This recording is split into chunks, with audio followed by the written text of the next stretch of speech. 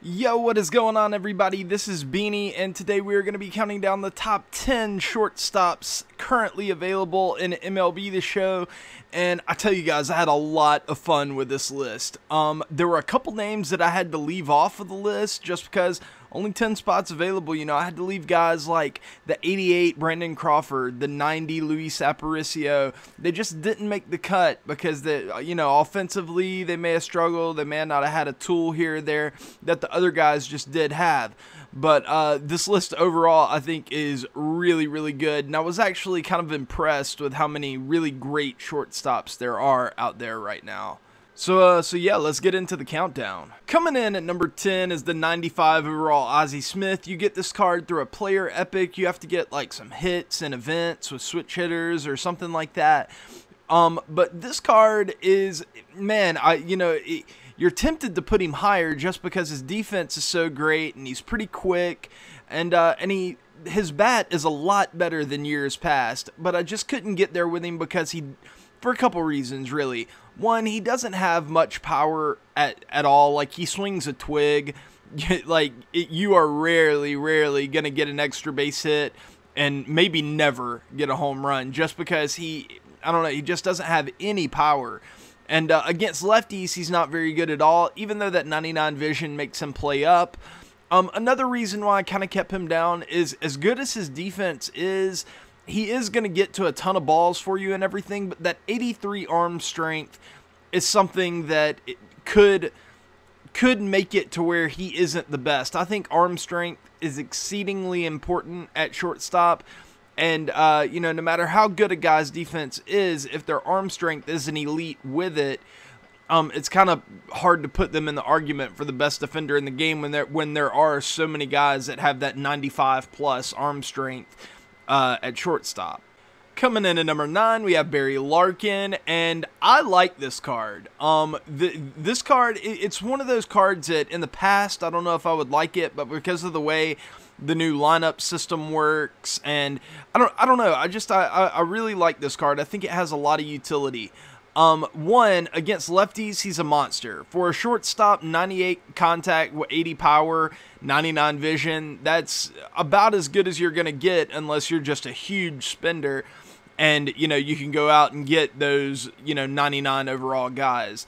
But this guy is great. Against righties, he's not going to hit many home runs for you, but 70 contact, especially with that 99 vision, is enough to get it done. Fielding-wise, he is pretty good, very solid, 80, 78, 77, 81, not great, not amazing or anything, but it's enough to get the job done, especially with that 89 speed, and with that speed, he also has the 87 stealing, that will let him be extremely effective on the base pass. You'll steal a ton of bases with this guy, and overall, I think he'll be great for you. It's that power versus righties that keeps him from being higher on the list. Number 8 may come as a bit of a surprise, but I've been using this card a lot on my bench, but I think that this card is great, to be honest with you, and that's the 89 overall Trey Turner. This card has a really solid bat, 91 contact, 78 contact, you may think, well, he's more of a contact hitter, but that 58 power versus righties, that's, I've always said that 50 power threshold, if you get a hold of one with Trey Turner, he has enough pop to get it out. His defense, kind of like Larkin's, it's a little bit worse than Larkin's, but not by a lot. So he's going to be solid for you defensively, and he has that 96 speed with 85 stealing, so he's going to be so frustrating for your opponent whenever he gets on base. And another big selling point for this guy has that positional versatility to make him extremely valuable on the bench. And even if you want to start him, if you have like a great shortstop, but you're kind of lagging behind at third base or center field or second base, you can put this guy in that position and he will be just as good for you. So I think that gives him a little added value to bump him up to number 8. You know, I guess this is another one that could be kind of construed as a bit of a surprise, but I don't really think so. I think people kind of recognize how good this card really is. He plays so far above his 88 overall rating. He's very similar to the Diamond Hanley from last year. I think the 93 Hanley from last year. He crushes left-handed pitching. He's great against that, kind of like the Larkin. And against righties, also kind of like the Larkin. He's not, you know, that great, but he's a little bit better than the Larkin. He has a little bit more contact, a little bit more power. Defensively, he's not as good. You know, he has that middling 70, 66, 73. He's going to be a slight liability for you out in the field. But last year, I think he was probably a bigger liability than he is this year. And you know, that 93 speed, or 94 speed, I'm sorry, really helps that defense play up more often than not. And it just provides you with yet another guy that is going to be a terror on the base pass. And the big selling point, just like the Trey Turner, is this guy's positional versatility. You can put him at short, first, third, or left field. This next card, though, is going to be a shocker to everybody. And that is the 85 overall Stephen Drew. This, I could not believe it whenever I saw this card that I was going to put him this high, but I tried to figure out a way not to, and I just couldn't. First of all, he's a left-handed bat at shortstop. Those are pretty rare, and if you can find one, oftentimes, you know, I've said this a lot, but oftentimes they're going to play better than an equal righty. So for that reason, I really like this card right off the bat, and he crushes right-handed pitching. 83, 78 with 71 vision. That is very, very good for a shortstop.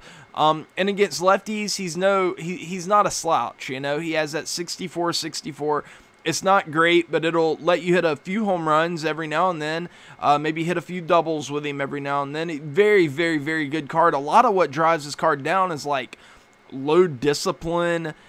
He's not the fastest guy in the world. It's things that I don't really care about that much. And his defense is great. 84, 78, 78, 74. That's as good as a lot of the diamonds that I've talked about so far. That's plenty good enough defense to get the job done for you, and to get a left-handed power bat in your lineup and still maintain like some semblance of defense. That's so valuable. So I really, really loved this card, and it was a surprise to me because I haven't really looked that much into this card like in depth.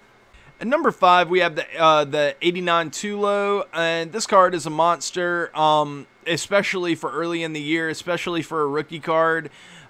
He hits righties fairly well, 70-70 with 60 vision. Against lefties, he's a maniac, 97 with 78 power.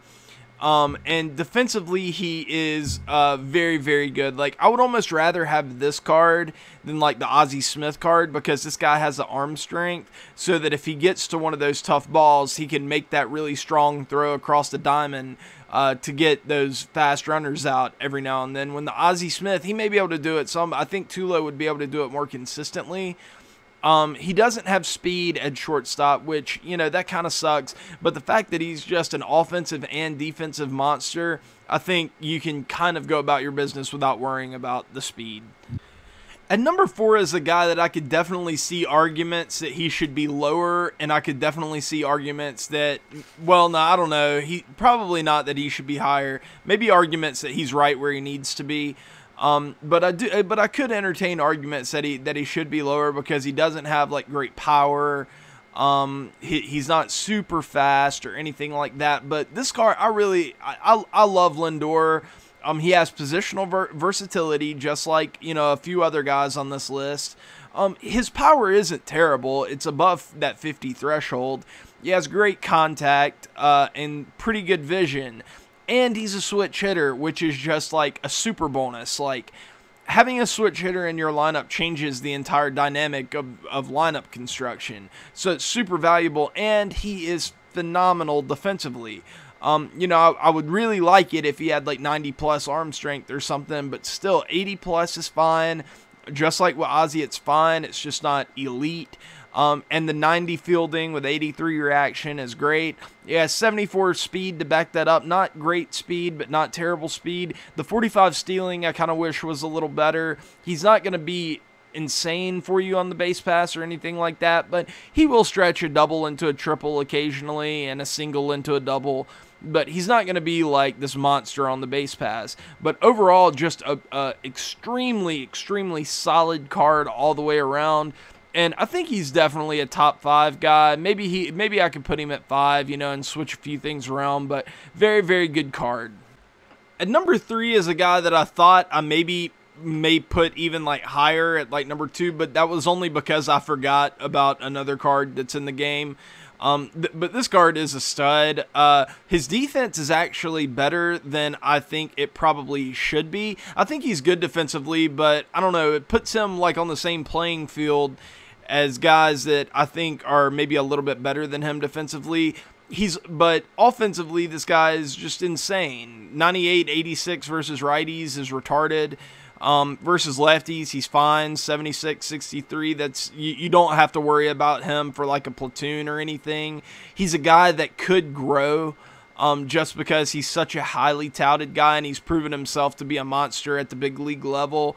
And he's a left-handed bat that you can plop in at shortstop. Those are rare. You don't see those all the time, so I think that adds to his value. Corey Seager, definitely a monster card, and there's no doubt he's a top 3 shortstop. And these next 2 cards are just dumb. The first one is Ernie Banks. This guy has a legit argument for the best card in the game, best shortstop in the game, and overall, whatever. I mean, somebody please help me put him at number 1, because then I'm sure by now you guys all know who the number 1 card is. But I want this card to be the number 1 card. I really, really do. I love everything about this card. You know, against righties, he's a monster. He's going to hit tons of tanks. Against lefties, he's a monster. He's going to hit tons of tanks. He has great vision. PCI is going to be huge. His defense is more than serviceable. It's very, very good. This guy's insane. He is insane, and I want to put him number 1. But I just couldn't, because the number 1 card it's the 99 overall Cal Ripken Jr. And man, I love this card too, and it was so hard to pick between him and Banks, because Banks is a bit more of a power guy. You know, but he still has like great contact. Cal Ripken is a bit more of a contact guy with better vision. But Banks has a little bit more power. You know, offensively, they were pretty even. Like, I couldn't really separate them that much. But defensively, Cal Ripken just comes through in a big way. And Banks is just very, very good. Cal Ripken is elite. Maybe the best defensive shortstop in the game, to go along with being one of 2 of the best offensive shortstops in the game. So I don't think there's any way that I can put Banks at number 1. It has to be this Cal Ripken card. And, I mean, you can just look at his attributes right now. Against righties, 92, 83. Fantastic. Against lefties, 98, 99, 98. You're talking about the vision, and that's basically perfect. Might as well be perfect.